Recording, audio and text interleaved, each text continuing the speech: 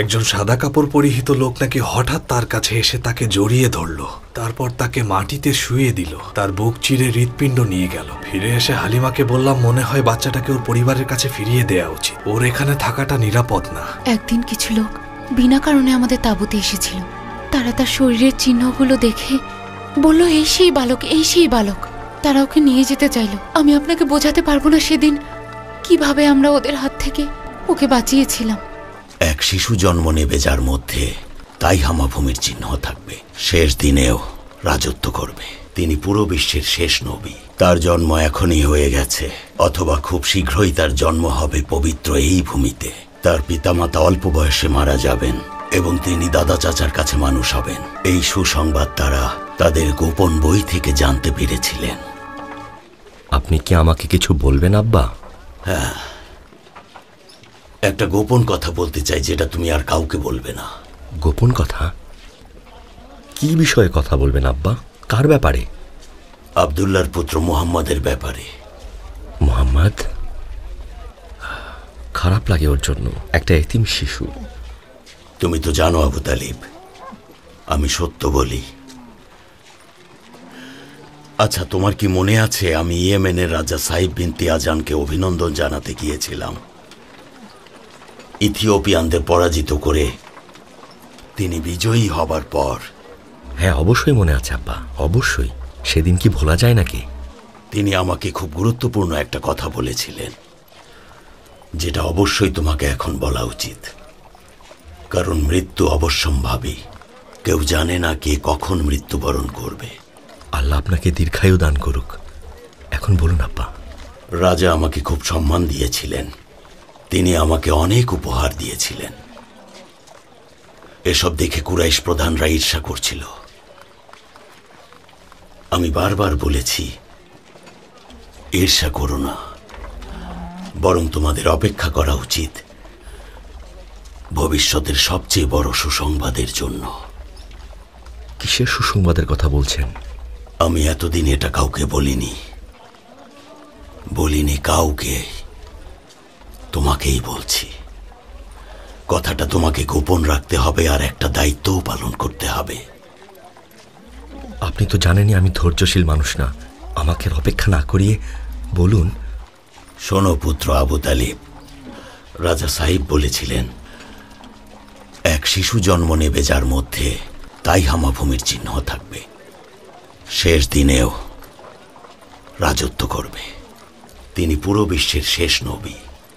তার জন্ম এখনই হয়ে গেছে, অথবা খুব শীঘ্রই তার জন্ম হবে পবিত্র এই ভূমিতে। তার পিতামাতা অল্প বয়সে মারা যাবেন এবং তিনি দাদা চাচার কাছে মানুষ হবেন।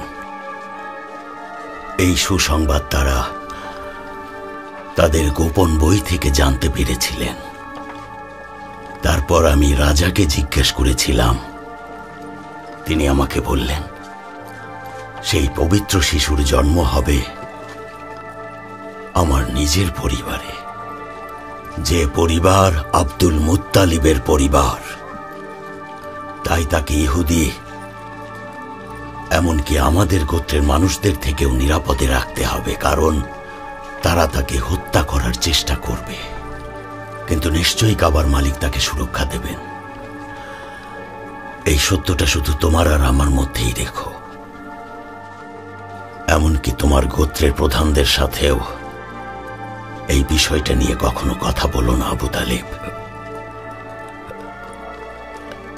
তাহলে কি মুহাম্মদ? চিহ্ন তো তাই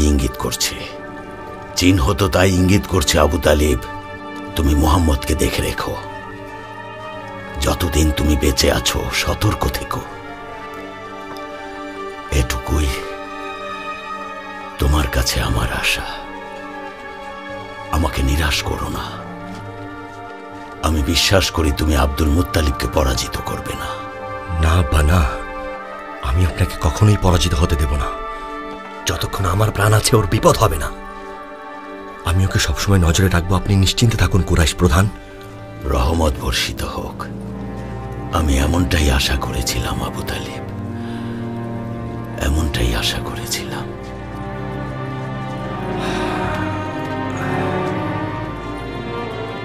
কি হয়েছে দেখার জন্য আমি আর হারিস গেলাম। আমার মেয়েটা চিৎকার করছিল, আমার কুরাইশের ভাই, আমার কুরাইশের ভাই। আমরা সবাইকে জিজ্ঞেস করলাম কি হয়েছে ওর। আমার মেয়ে বলল, আমি যখন খেলছিলাম একটা সম্পূর্ণ সাদা কাপড় পরা লোক আমাদের কাছে আসলো, তাকে নিচে শোয়ালো, তার বুক ছেড়ে তার হৃৎপিণ্ড নিয়ে গেল। তারপর আমি আর আল হারিস বাইরে গেলাম আর দেখলাম তার মুখ হলুদ হয়ে আছে। আমরা পাশে বসলাম। বাকিটা তুমি খুলে বলো আল হারিস। জিজ্ঞেস করেছিলাম কি হয়েছে বাবা তোমার। সে বলল একজন সাদা কাপড় পরিহিত লোক নাকি হঠাৎ তার কাছে এসে তাকে জড়িয়ে ধরল, তারপর তাকে মাটিতে শুইয়ে দিল, তার বুক চিরে হৃৎপিণ্ড নিয়ে গেল। ফিরে এসে হালিমাকে বললাম মনে হয় বাচ্চাটাকে ওর পরিবারের কাছে ফিরিয়ে দেয়া উচিত, ওর এখানে থাকাটা নিরাপদ না। একদিন কিছু লোক বিনা কারণে আমাদের তাঁবুতে এসেছিল। তারা তার শরীরের চিহ্নগুলো দেখে বলল এই সেই বালক, এই সেই বালক। তারা ওকে নিয়ে যেতে চাইল। আমি আপনাকে বোঝাতে পারবো না সেদিন কিভাবে আমরা ওদের হাত থেকে ওকে বাঁচিয়েছিলাম। কাবার মালিক তোমাদের রক্ষা করুন, দীর্ঘজীবী হও, সামর্থ্য অনুযায়ী এর প্রতিদান দেব। আপনাদের ছোট বাচ্চা মোহাম্মদের মতো উপহার আমাদের জন্য আর কিছুই হতে পারে না। ও আমাদের জীবন বদলে দিয়েছে।